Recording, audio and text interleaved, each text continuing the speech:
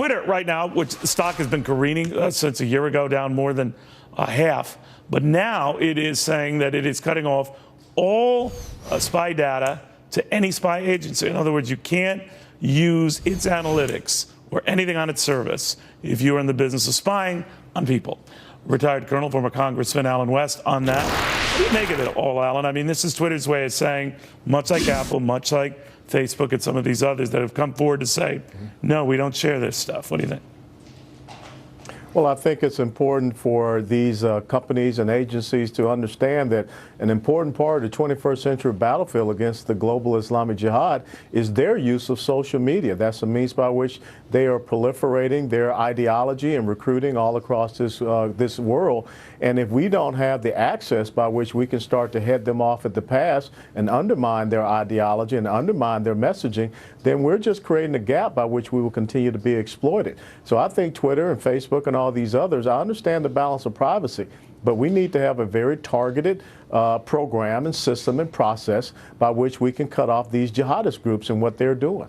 You know, I always wonder, not all the time, but most of the time, these companies, these tech companies that state how they're not going to share this information, they don't do that well in trading afterwards. Not everybody. You know, Facebook has held up pretty well, to put it mildly, but not so some of these others. What do you make of that?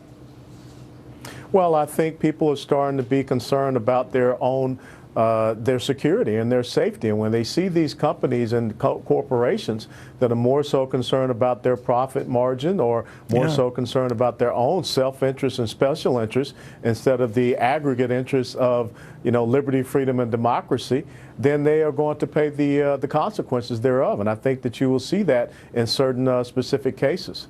You know, while I have you here, Paul Ryan, who, of course, has this powwow with Donald Trump on Thursday, has already apparently suggested that he'd be willing to quit acting as a Republican convention chairman, which would be his role as the nation's highest-ranking elected Republican, as Speaker of the House, if Donald Trump were to ask. What do you make of that?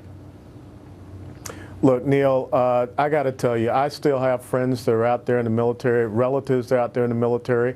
When I look at our debt situation, when I look at our situation as far as energy security and illegal immigration, you know, we need to have some adults. We need to have some people that are talking about what's best for America and put all of these egos and sensitivities aside. You know, I got two daughters, 23 and 19, and I'm concerned about the future we're going to hand over to them. And I wish that these people would start to consider that instead of their own little rice bowls. Well put, Alan. Very good seeing you. Thank you very, very much. Pleasure.